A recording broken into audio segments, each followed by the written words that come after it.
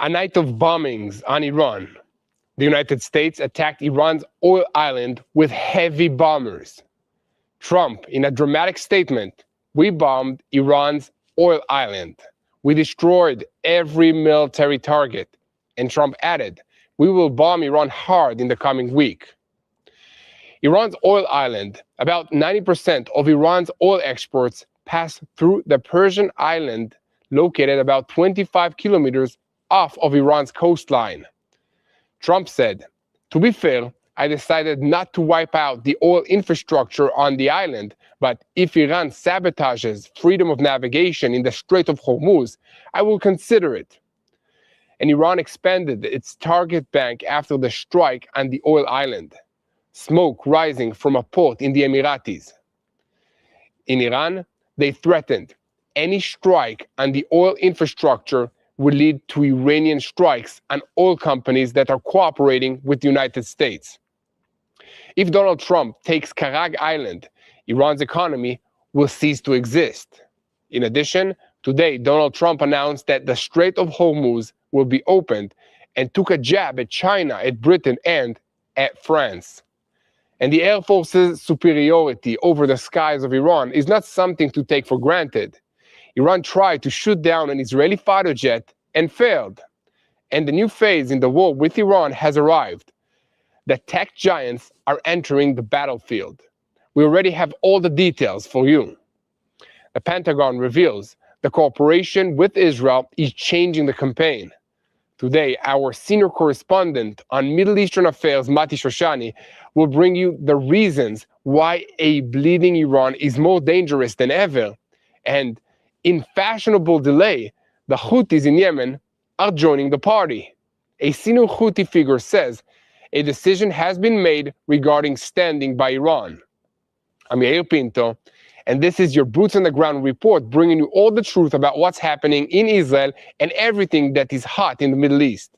And this is day 15 of the Lions Roar War, or Epic Fury by its American name. And this day landed a painful blow on the Revolutionary Guards in Iran.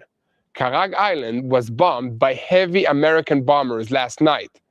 The President of the United States announced that Central Command forces completely destroyed every military target on the crown jewel of Iran, which is Kharg Island, because he said he decided not to wipe out all of the oil infrastructure on the island, but he announced that he would consider doing so if the Iranians interfere with the traffic in the Strait of Hormuz.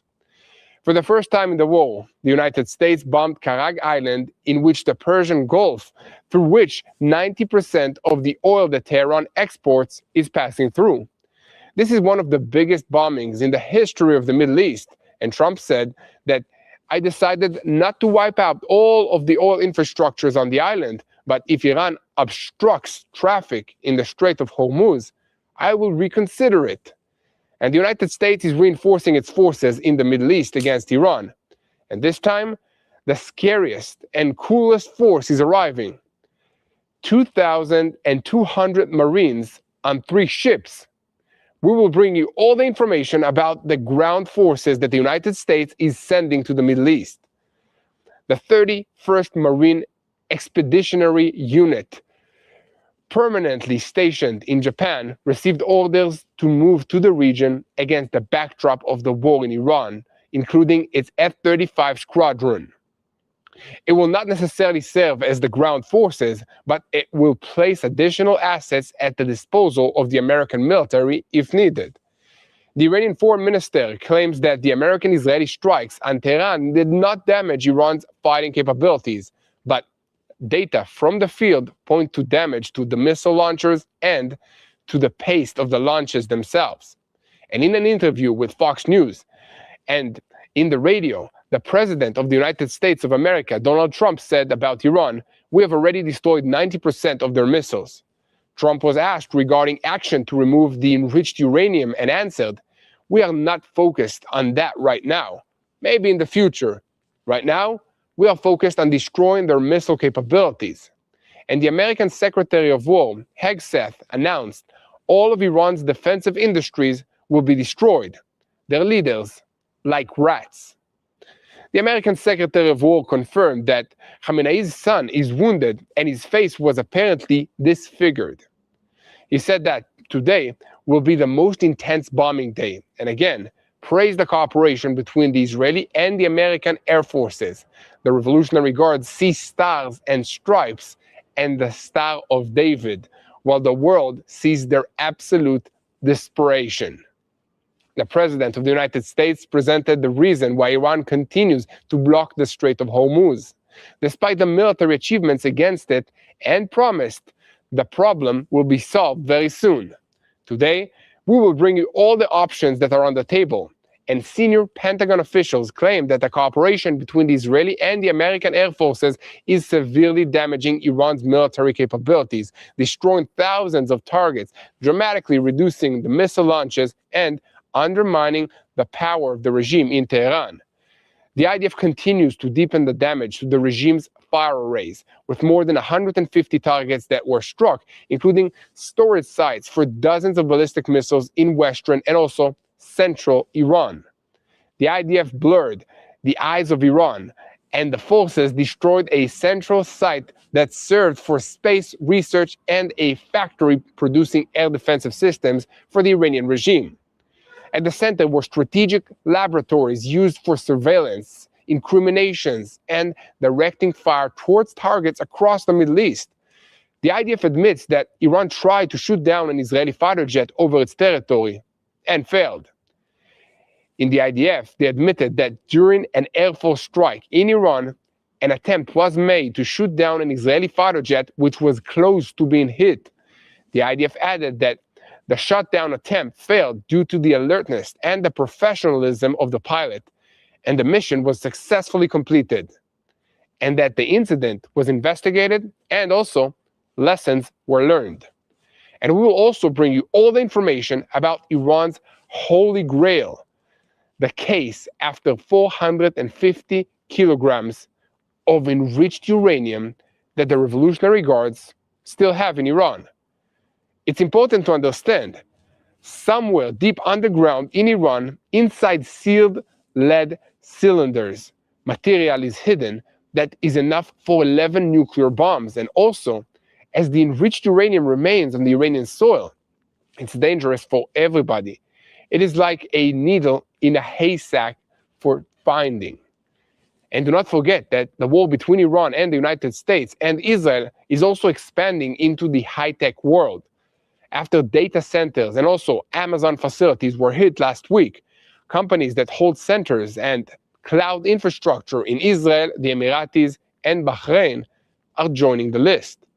The Islamic Republic of Iran has been taking severe blows for 2 weeks already, including the elimination of the supreme leader and the destruction of the military infrastructure and multiple other leaders. Will this stop them? The Iranians continue to threaten. On the one hand, ships in the Strait of Hormuz. On the other hand, the Iranian red threat still exists, and it is the stockpile of uranium enriched to 60% that is buried in the ruins in Isfahan. In response to the strikes on the Kharg island, the crown jewel of Iran, according to the President Trump, the Islamic Republic announced that it is legitimate to strike American targets in the Emiratis and called on the residents of the country to evacuate those areas. A drone struck at the port in the Emiratis of Farjarah, a key oil plant outside of the Strait of Hormuz. We are heading into a decisive night in the Middle East today. And today, we will also bring you information on Netanyahu's approach to Zelensky. This is a first publication. Prime Minister Benjamin Netanyahu requested to hold a conversation with the president of Ukraine in order to promote cooperation in intercepting drones from Iran. Ukraine's ambassador to Israel: "We will support our partners. I hope the conversation will take place at the beginning of the week." And in Tehran, they are threatening Kiev. "We will make you a legitimate target." Putin wants to end the war with Iran and offered Trump a particularly original ideal. And it turns out that today, Trump also rejected Putin's proposal to transfer Iran's uranium to Russia. And meanwhile, against Hezbollah, the terrorist organization in Lebanon, the IDF is reinforcing forces in the north, preparing for a campaign of weeks. Israel is planning a broad ground operation in Lebanon. We will do what we did in the Gaza Strip. The firing of 200 rockets led to a change of direction. Israeli and American officials announced that Israel is planning a significant expansion of the ground operation in Lebanon. The goals? Taking control of the territory south of the Litani River and dismantling Hezbollah's military infrastructure. At the request of the United States, Israel promised that Beirut airport would not be attacked. And the Houthis, they are joining the party. Muhammad el-Bukhati, a member of the terror organization's council in Yemen, said that 0 hour will be announced at the appropriate time. A source in the organization stated, "We are following Israel's actions. Our hand is on the trigger." A lot of lies are ahead of us. So hold tight, because we are here to tell you the truth. So let's dive into the details. I'm Yair Pinto. With me is Mati Shoshani, and this is your Boots on the Ground, and we bring you all the truth about what's happening in Israel. And this is day 15 of the war against the Revolutionary Guards in Iran, which is the head of the crumbling axis of evil in the Middle East. And 1 second before we begin, it is very important that you help us. How? You can share this content with as many people as possible. You can hit the subscribe button, subscribe to TBN Israel on YouTube. You can also leave a comment, leave a like. Let us know where are you watching from. So if you want this information, and if you want to know what's happening in Israel behind the scenes through our eyes, look for Yair Pinto and for Mati Shoshani on our social media platforms. And now we will go over to our senior Middle East correspondent, Mati Shoshani. Mati, how are you doing? I'm doing well, Yair. It's been a wonderful weekend. Too many ballistic missiles, but aside from that, we're doing well. How are you? Yeah, can't complain. It's a bit less than last weekend, so every day I think it's getting better and better. We just had a little rain out here, but it stopped right before this live broadcast, so that's good. And Mati, until now, we reported that the Iranians had and the Americans did not hit Iran's oil island, this Kharg island, because it would hurt the global oil industry. But what happened that made the United States change this decision, and what actually was hit in this island? That's a great question, Yair. What happened is that Iran happened. Iran decided that it was going all out, and when it comes to destruction and disruption of the global economy, what they've been doing in the last week is everything in their power to cause maximum financial damage, both for the United States and Israel, of course, but in the broader scheme of things, what they're really trying to do is hurt the global economy. How have they gone about that? Well, they've targeted the Gulf states. They've launched missiles and drones at oil tankers, at oil refineries, at oil depots in multiple countries. They've closed the Straits of Hormuz and placed naval mines in those straits. All of that with an overarching goal of causing maximum financial damage. So the United States says, like, rightly so, together with Israel, first of all, we're going to bomb your oil depots, which we did earlier in the middle of last week. And secondly, attack this very, very small, very, very isolated island in sort of the off the coast of Iran that has a lot of its oil refineries, but more importantly, a lot of the storage and back in the technical world, the way the oil tankers connect and receive it. So without having to dock in a deep port and come out, they stop by the island and they receive it. The U.S. did not blow up all the oil facilities, from what I know. There's very, very limited images that have come out of that facility up till now, but it's not all the facilities, just part of them. The message here is very, very clear to the Iranians is it's tit for tat. Whatever you do, we're going to play the same game. And if there's a question of who can last longer, who can outlast the financial battle, it's very clear that it's the United States, and Iran is not even in the game. They're trying to cause damage to stop people.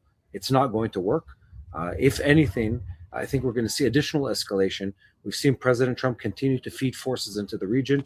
We've seen Israel and the U.S., me and you reported on this last night, introduce swarm, drone warfare, AI warfare, a lot of things that were not part of the war so far to really put maximum pressure on the Iranian regime. That's on that topic. Yeah, definitely, Mati. And now we hear that the United States of America is moving in Marine forces into the region?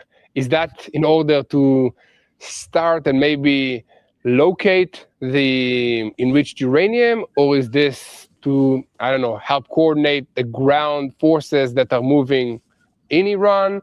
What's the purpose of these ground forces that are coming? Yeah, so I want to make a couple things clear, because in Israel we only have one type of army.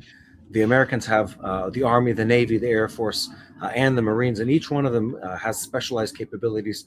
They also have Space Force now and Coast Guard, but they're not part of this war, at least. They have At what? They least have space what? Sorry, I didn't get that. they have the Space Force or something along those lines. I forget if it's called the Space Force or it is called the Wow. Space Force. Because the war also takes place in space. Anyway, each one of these forces specializes in something different. I was just talking to a friend about this yesterday, where the U.S. has the aircraft carriers. The aircraft carriers, what do they have? They have specialized aircraft on them that is, built for taking off and landing on the aircraft carriers, and they have a carrier strike group that sort of supports that effort with the Tomahawk missiles, with the defense aircraft, with everything that goes in that package. The Marines are a different story. The Marines are built around amphibious assault, so it's from sea to land. That's the entire idea. I was just reading up on this over the weekend on the vessels that they're sending into the region, and these are vessels where, again, similar to a carrier group, they have the combined assault capabilities. So specialized aircraft, specialized landing craft, so crafts that can land on the ground with an amphibious assault. Thousands of Marines on those, including very likely also special forces from the different Marine units, plus every logistical and command and control unit that is needed to really wage war outside of that region. That's what they're sending to this region. So what does that mean? They already had a lot of forces in the region: aerial assault, land assault, missile defense, and missile attack capabilities. Now, on top of that, they're showing, and again, U.S. Central Command is very, very cautious with what it shows to the world. If they're saying publicly we're bringing in the Marines, it's a strong signal of we're bringing in the Marines because the Marines do amphibious assault. That means that your islands, your coastlines, your hidden facilities, we're coming after all of them, and now we have the manpower on the ground to, from now to a couple of hours from now, have rubber boats and hovercrafts showing up on your shores with the crack units of the American U.S. Marines. Again, units who are specializing exactly in this type of warfare, and they can really change the game for Iran. To answer your question about are they looking for the enriched uranium, I don't know which unit is doing it, and I don't think anyone knows exactly, but it doesn't have to be them. The U.S. has a very large number of, let's call it tier one special operator units. Every branch of the Army has it, and also the CIA has these kind of elite units, as does Israel, and as do several other clandestine organizations. My guess would be, and I'm saying this just based on rumors that we've heard and not clear indication, is that there's probably more than one country and probably more than one force already operating on the ground in Iran. We've heard rumors about that for almost a week now at this point. Oh, wow. Yeah, that makes sense. Exactly. And what do you think about the Mujtaba Khamenei, the son of the supreme leader, or basically the new supreme leader? I mean, nobody has heard him. There's only like a message that he recorded that was aired, that he vows to avenge the blood of those that were murdered, but that's it. He didn't even appear in public once. And you think that like he severely got injured, or is that just another mind game to try and get him out and then, strike him? Before I answer, I want to say that I find it hugely humorous that the best source of military intel right now in the world is the President of the United States, the Secretary of State of the United States, and the Pete Hegseth, the Minister of War in the United States. They themselves give such clear information and such accurate information.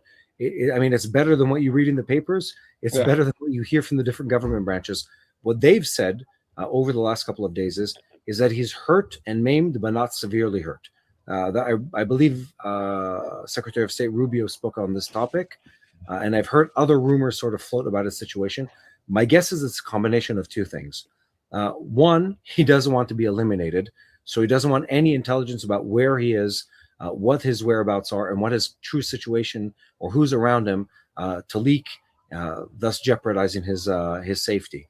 And he has good cause to be concerned about that, Yael, because Can't what blame we've him. seen happen, you can't. What we've seen happen in the last couple of weeks, if someone said, you're the next supreme leader, I would go find a bunker deep in the ground, turn off all cellular activity, and wouldn't tell anyone where I was for the next couple months, because we've seen a lot of very, very accurate pinpoint strikes against the leadership of Iran, specifically the Ayatollah regime. So that's one thing. Secondly, even if he was lightly injured, I don't think he would want to give that away. Uh, the Iranian government is already demoralized and has lost a lot of credit with its people. I don't think even if he had a scratch on his face, and my guess is it's more than that, that he dare show himself in public with that kind of image. And one might speculate that he might actually be more severely hurt than others. But again, this is a government that doesn't, have a problem with secrecy. Think about Hassan Nasrallah. Sometimes he'd record videos weeks in advance and then release them. They're very, very, very scared of a strike on them, and they have the reason to do that. And I'd say one last thing is President Trump has been clear, and the Israeli government have been clear, that Mustafa is not going to be the next leader of Iran. And they said this openly, said he's not going to be the next leader of Iran. And that means only one thing: he's not going to be the next leader of Iran. Because if you have the superpower of the world committed to removing you from government, if we've learned anything in recent months, that's exactly what's going to happen. Exactly. And I don't know if you've been receiving these questions, but like many people keep asking me all the time, is Prime Minister Benjamin Netanyahu still alive? Is his family alive? Is Tel Aviv reduced to rubble? What's happening in Israel? What do you have to say to all these people that are receiving this fake information, basically? No, one, thank you to Thomas for saying that my microphone turned itself off. So now I think you could hear me better. Yeah, a lot better. Now you have a more deep voice. Anyway, so to your point, things in Israel are, for the most part, better than we were expecting. And I don't say that lightly. The Iranians have been using cluster bombs against Israel. The Iranians have been launching multiple ballistic missiles. What's cluster bombs? Can you just elaborate on what is a cluster bomb? First of all, a cluster bomb is completely forbidden according to any kind of international treaty of war. That's the first one. You're not supposed to use them. Secondly, what it does is, instead of just being one single warhead that lands on the ground and explodes, it separates in the atmosphere into, in this case, dozens of smaller bombs. I haven't seen an exact scaled size of them, but from what we've seen of the damage images, we're talking something a lot smaller than a bus, but bigger than a football, let's put it that way, that lands on the ground and then explodes, releasing a lot of shrapnel. What's the problem here? It makes it much harder to intercept those projectiles, because they sort of scatter through the air instead of having one projectile that you can track. What it means is that we have to be much more vigilant at removing or eliminating all of them when they are in the sky or out of the atmosphere, not once they already separate coming in. But to answer your question about the damage in Israel, yes, there has been damage.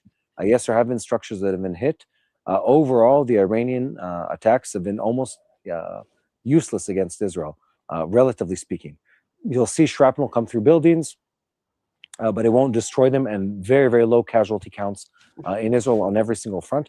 Every life that is lost is a huge thing, but they were expecting a lot more. And I want to say there's several effects that are making this so effective on the defense side. One, the Israeli defense system has learned from Operation Midnight Hammer back in June of 2025. Iron Dome is more effective. The Arrow missiles are more effective. We have Light Beam, the laser system, that is more effective, or wasn't deployed 9 months ago in the previous campaign. So on the defense side, we're doing better. I'd also say the civilian population seems to be, at least this is anecdotally speaking, more disciplined this time around, of actually doing the right thing in the right time, and not standing around and taking pictures, but really going into the bomb shelters. I know myself, except for us, Mati. For the most part, I've gone into a shelter or taken shelter, when there's a siren around me. When there's a warning, you don't really have to. But yeah, maybe we are a little more on the reckless side, but for the most part, most of us are following the rules to a much greater degree. And that's important.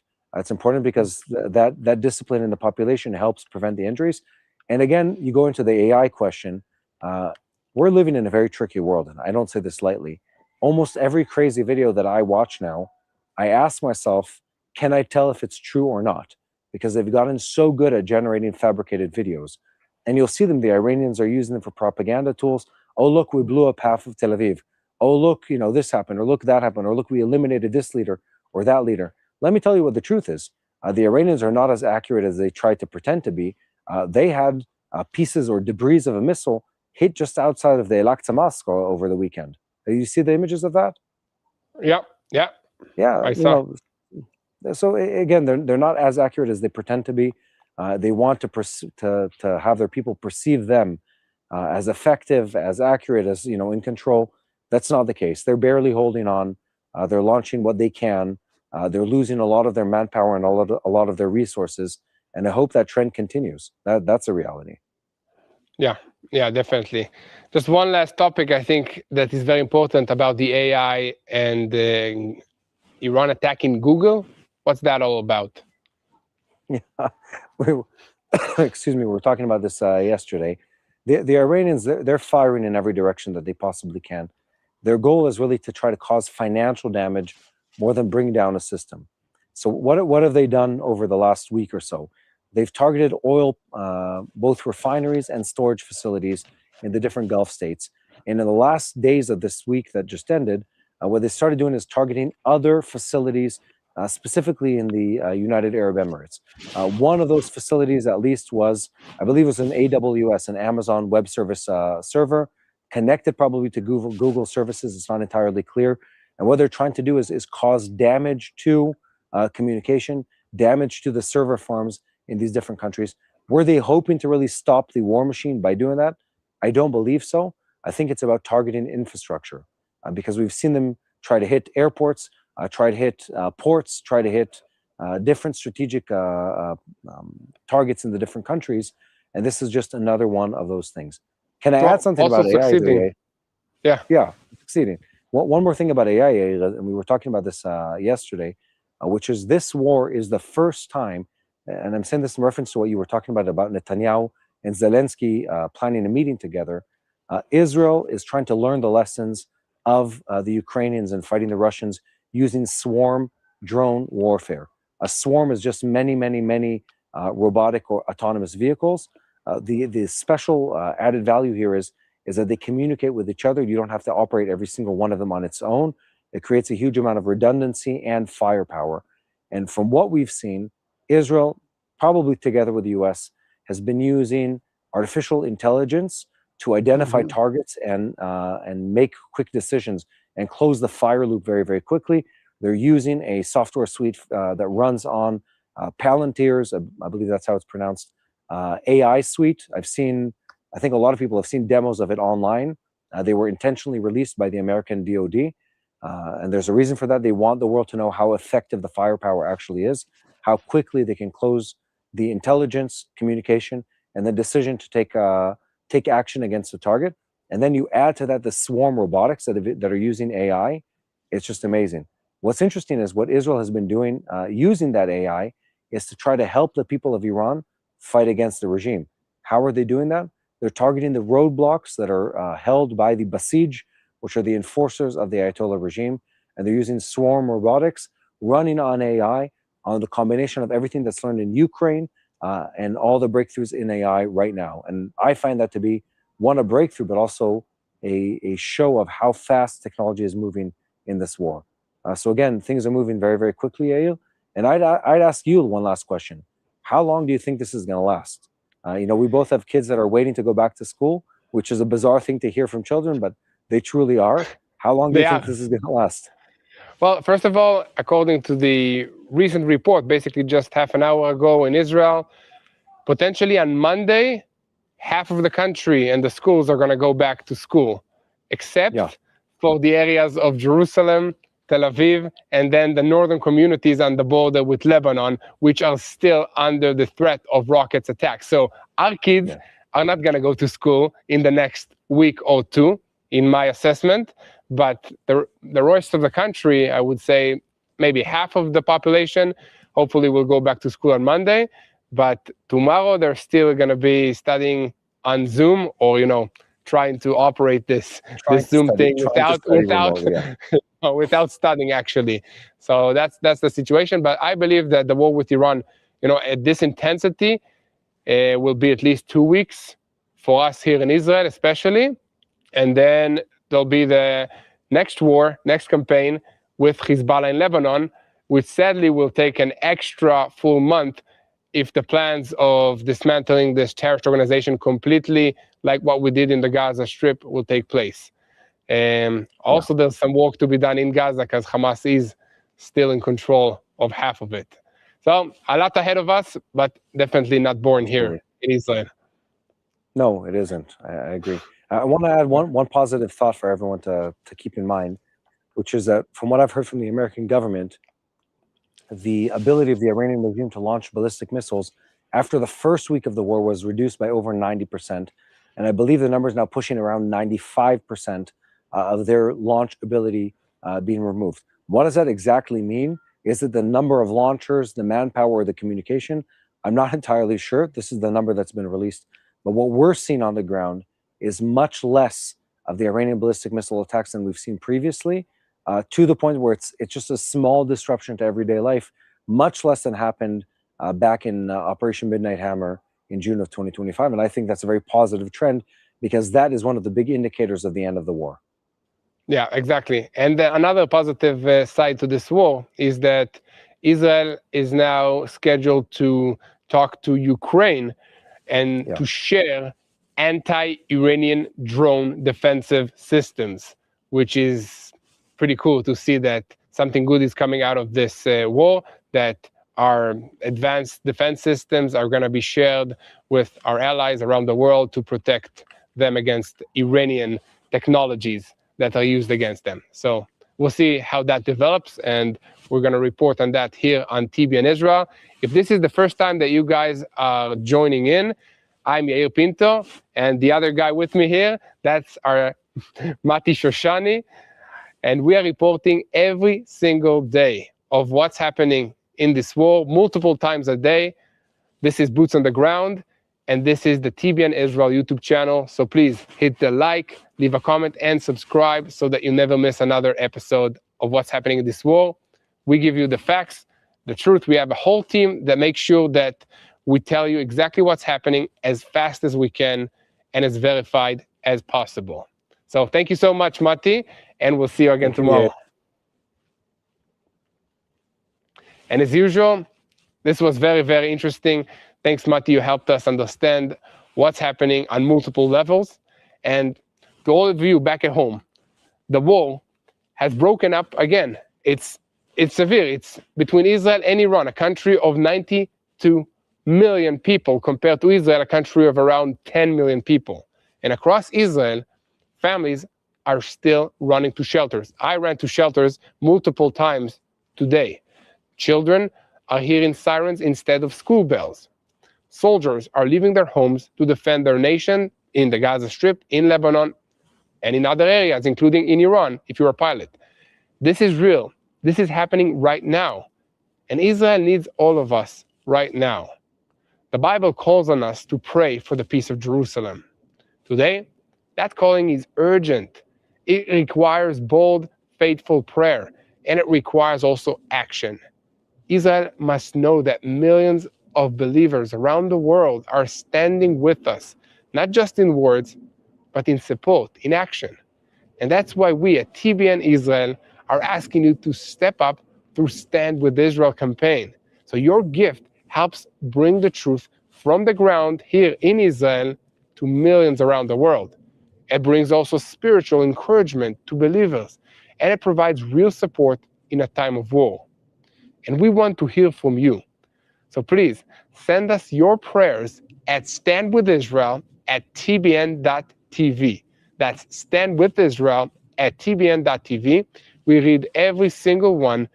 Your prayers strengthen us, and they keep us going here on the ground. So we need to know that you are standing with us. Can you do that? And if you want to support our work, help us create more content just like this one, multiple times a day, go to tbn.org/standwithisrael. Again, that's tbn.org/standwithisrael, or call 800-772-5040. 800-772-5040. Pray with us, stand with Israel, and give as generously as you can. Please do not wait. Do not assume that somebody else will respond. Help us share the truth at tbn.org/standwithisrael or call 800-772-5040. Come on, let's pray for the peace of Jerusalem together, and let's continue with the news. The crown jewel of the Iranian oil was bombed today. Kharg Island burned through the night from the heaviest American bombing raid seen in this campaign so far. Heavy American bombers struck Iran's oil island, eliminated all of the military targets on it, and hit the most sensitive heart of the Iranian economy without, at this stage, wiping out the export infrastructure itself. The question now hanging over day 15 of the Lion's Roar War, or Epic Fury, is whether this is still a measured military blow or the beginning of a new phase in which Washington is literally holding Iran's economic lifeline with its finger on the trigger. It was a night in which the rules of the game moved forward once again. Kharg is no orderly dot on the map. It is a small island about 25 kilometers off the Iranian coast, through which roughly 80 to 90% of Iran's oil exports is passing. Its storage capacity is estimated at around 30 million barrels, and according to the figures presented today, around 18 million barrels are stored there. For years, this island has been defined as the lifeline of the Iranian economy. Tonight, for the first time in this war, it also became the scene of an open, direct, and declared American strike.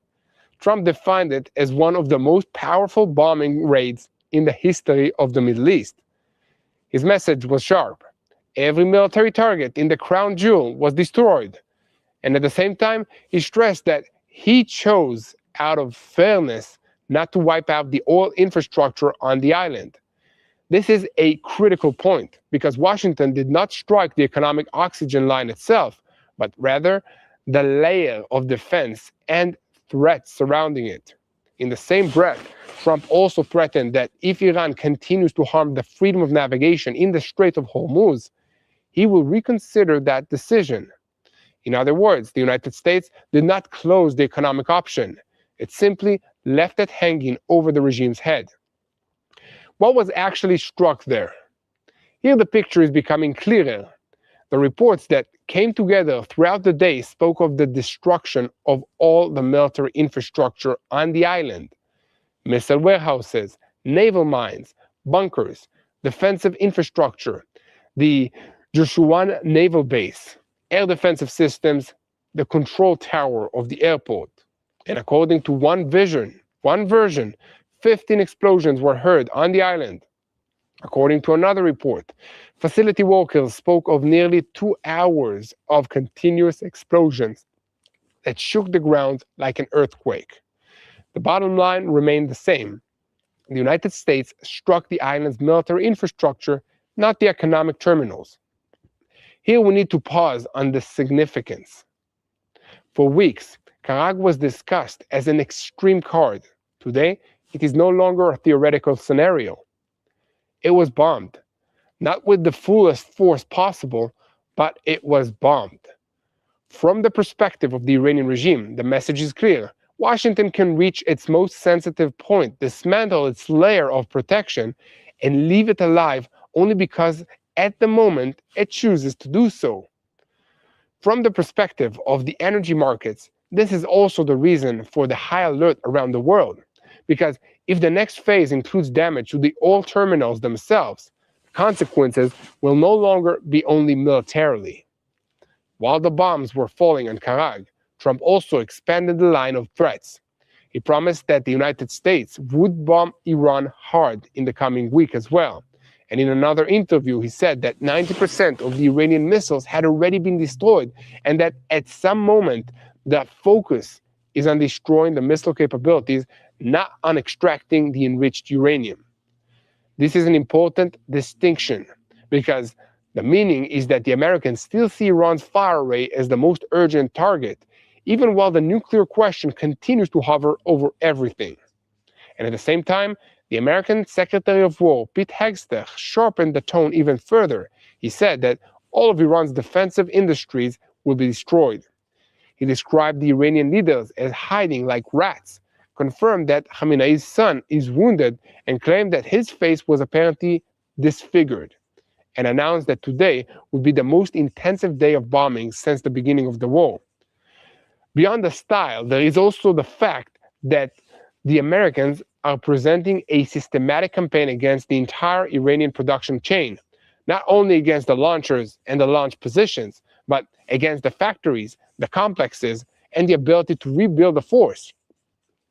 Behind these statements stands an air cooperation that has already become the central axis of the war. Senior Pentagon officials claim that the cooperation between the Israeli and the American air forces is changing the campaign, destroying thousands of targets, dramatically reducing missile launchers, and undermining the regime in Tehran. Hegseth spoke of more than 15,000 targets that have already been struck. Other sources spoke of an unimaginable pace of target generation and attack. The picture that returns again and again is of the two strongest air forces in the world operating shoulder to shoulder based on the intelligence, a target bank, a refueling envelope, command and control, and almost complete freedom of action in the Iranian skies. The IDF also continues on that same line today. Throughout Friday and during the night and the morning hours of Saturday, more than 150 targets were struck in the western and also central Iran. At the same time, the broader figure of more than 200 infrastructures in the last 24 hours also appeared. In order not to confuse things, this needs to be read correctly. Over the weekend, several waves of strikes continued, and in two central sorties, around 200 munitions were dropped on the regime infrastructure in Tehran, while in other arenas, more than 150 additional targets were struck, including storage sites for dozens of ballistic missiles, launchers, defensive systems, launch sites, drone warehouses, and weapons production sites. The Israeli strikes did not once again settle only for the missile launchers. They also hit what can be called the eyes of Iran. A central site used for space research was destroyed, and inside it were strategic laboratories for the research and development of military satellites intended for surveillance, target marking, and fire direction towards targets all across the Middle East. Alongside that, a central factory of the production of air defensive systems were struck. And this is a strike with double significance, both breaking the surveillance and targeting the capabilities and delaying the rebuilding of the Iranian air defensive systems. If until now the discussion was mainly about air superiority, today Israel was already speaking about preventing the restoration of that superiority from the Iranian side. Within all of this, the IDF also admitted one of the most sensitive details of the last 24 hours. Iran tried to shoot down an Israeli fighter jet over its territory, and the attempt came close to hitting it. According to the statement, the pilot managed to evade thanks to the alertness and his professionalism. The mission was completed and successfully executed, and the incident was investigated. This is an important admission because it reminds us that the Israeli air superiority over Iran is extremely impressive, but far from something to be taken for granted. The Iranians are still operating surface-to-air missiles, are still placing threats near launch sites, and are still trying to hit the aircrafts that are carrying out the strikes. This is also why the Air Force emphasizes that every sortie is carried out under threats. And here the broader battle pictures are connecting. On one hand, the heavy strikes severely damaged the defensive arrays, the production, the command, the besiege, the missile launchers, and the defense industries. On the other hand, the regime has still not disappeared. It is wounded, but not paralyzed. And this brings us to the reason why Mati Shoshani is coming into the picture today and telling us everything that he shared already, because a bleeding Iran is more dangerous than anything else. It's important to understand why, and the more tools that the regime loses on the conventional level, the more it may return to cheaper, more dispersed, more flexible, and more violent methods, especially terrorism and their proxies. Some of the analysis presented today spoke about Iran relying on the decentralized model of mosaic defense. In other words, dispersing authority, warehouses, production hubs, and the operational capability amongst provinces and units in order to keep operating even after damage to the leadership and the centers of power. On the ground, this is expressed in a sharp drop in the scope of launches compared to the first days, but not in their disappearance. It is expressed in the use of drones, short-range missiles, naval mines, threats against the ships, and a possible shift to global terror and attacks on the civilian and economic infrastructure. The clearest example today was the Iranian response to the strike on Kharg, the island of the oil. The Revolutionary Guards announced that any strike on the oil and energy infrastructure would lead to strikes on energy infrastructures in the region belonging to companies cooperating with the United States and Israel. Very quickly, this also received partial implementation. A drone attacked the area of the port of Fujairah in the United Arab Emirates, and smoke was recorded in that area. Some oil loading activity was suspended, and the Iranians called on the residents of the Emiratis to stay away from the ports, docks, and American military sites, and define them as legitimate targets. It's important to pay attention to what Fujairah represents. It is a strategic port located outside the Strait of Hormuz, a key oil collection and loading point, meaning exactly one of the alternative routes through which the world is trying to bypass the Iranian chokehold in Hormuz. When Iran strikes there as well, it is signaling that it is not only responding symbolically, it is expanding its target bank in a way that tries to hit the bypass routes as well. This connects directly to the question of Hormuz. Throughout the day, Trump claimed that the strait would be opened very soon. He explained that even after the military achievements against Iran, it is relatively easy to send on 1 or 2 drones, lay a mine, or launch a short-range missile along that gateway, or launch a suicide speedboat. He called on the countries that are harmed by the blockade, China, Japan, South Korea, France, Britain, and others, to send warships in cooperation with the United States of America and basically help out. And at the same time, he threatened that Washington would bomb the Iranian coastline and continue firing at Iranian boats and vessels until the problem is solved. This is effectively an admission that the war over Hormuz has not yet been decided. Even if Iran has lost a large part of its air and naval capabilities, it can still create a blockade in means of relatively simple tools. And in the Iranian defensive establishment, they understand very well that if they lose control over the Strait of Hormuz, they will lose this war. That's why Hormuz is currently not only a sea arena, it is the main pressure lever that Tehran still has left. In just a moment, we will touch on all of that as well, but first, it's important to pause on one short point. And I want to call on you to keep spreading the truth, because that's very important. There are so many lies. I keep receiving texts and emails and questions about, is Israel still existing? Because we heard reports that the whole country has been wiped out. That's a lie. I keep receiving questions, is the Prime Minister of Israel, Prime Minister Netanyahu, and his families, are they okay? Were they harmed? Yes, they are okay. And that's also fake news. So help us. Share the truth of what's happening. You can hit the subscribe button on TBN Israel YouTube channel, or if you want to look at this war through our eyes, behind the scenes, make sure to look for Yair Pinto and for Mati Shoshani on our social media platforms. Okay, this is going to be behind the scenes of how this war is conducted in Israel. And now let's return to the picture on the ground.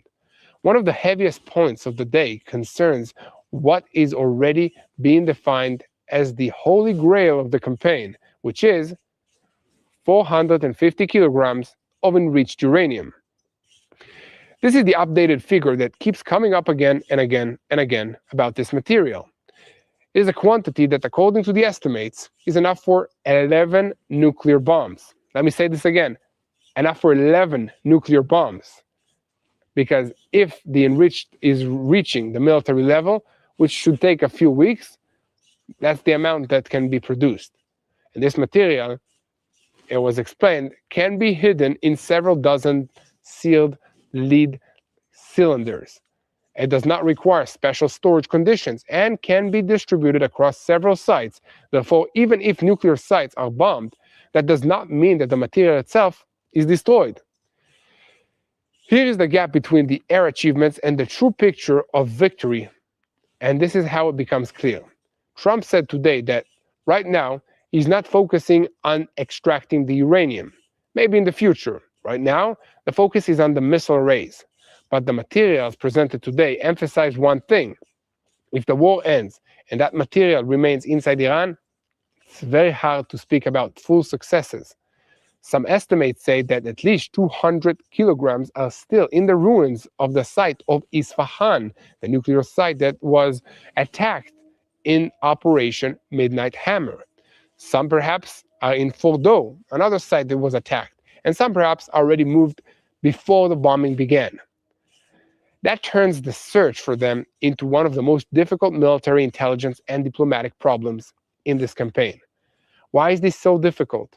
Because we are not talking about an entire factory, not tens of thousands of centrifuges, but the material itself, a few hundred kilograms that are relatively easy to hide. And therefore, if the goal is truly to get hold of it, an airstrike may not be necessary, and might not be enough. Some of the material presented today spoke of explicitly about the possibility that there is a need for a secure, prolonged ground operation with engineering, excavation, security, and experts on the nuclear issue. This is no longer a scenario of a special force goes in and out. It is a completely different kind of event. This is also one of the reasons that the United States is now reinforcing its forces in the Middle East. The 31st Marine Expeditionary Unit, which is basically around 2,200 US Marines, on 3 amphibious ships, received orders to move to the area. With it are also an F-35 squadron and an MV-22 Osprey squadron.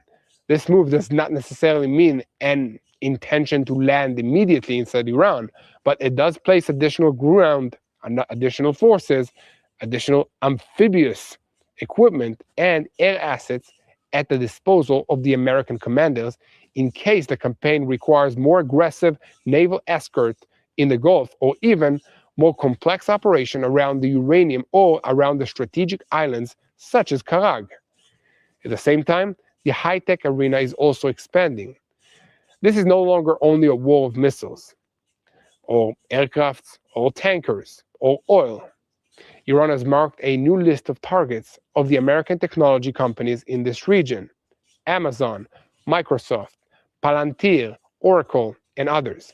Some of these companies maintain research centers, data centers, and cloud infrastructure in Israel, the Emiratis, and also Bahrain. Last week, AWS facilities in the United Arab Emirates were hit, and another drone was landed in a facility in Bahrain. Alongside that, there were reports of a cyber attack that hit Microsoft systems at Stryker and activity by the hacker group Khandala, which is attributed to Iranian elements. The meaning is that the war is opening into yet another layer: cloud infrastructure, data chains, cyber, regional business activity, and global companies that suddenly become part of the battlefield. From Tehran's perspective, this is a way to bypass part of its military weaknesses and hit the American regional presence in another way. From the perspective of the United States and Israel, this is a reminder that the campaign has long since not only been confined to the classical military sphere. Meanwhile, diplomacy is also boiling. Putin offered Trump the idea of transferring Iran's enriched uranium to Russia as part of a deal to end the war. Trump rejected the proposal, and at the same time, both the United States and Iran have, for now, rejected mediation and other attempts for a ceasefire. Washington made clear that it is not currently interested in such a move. In Tehran, they made clear that they will not discuss a ceasefire as long as the strikes continue. And in other words, at this moment, both sides are still thinking in terms of continuing the fighting, not in terms of ending it. To this, we also need to add Netanyahu's quiet but interesting move towards Zelensky. And according to the report, Israel asked to hold a conversation with the president of Ukraine in order to promote cooperation in the field of intercepting Iranian drones, which are used by Russia against Ukraine. This is an important detail because Ukraine has accumulated practical experience against the Shahed family of drones that are developed cheap and effective interception tactics, including counter drones and electronic warfare, and is already sharing intelligence with Israel and with the United States. In Tehran, they are quick to threaten that Ukraine would also become a legitimate target if it assists Israel. This expands the boundaries of the war even further. And what about the north? What about Lebanon and Israel and the Hezbollah terrorist organization?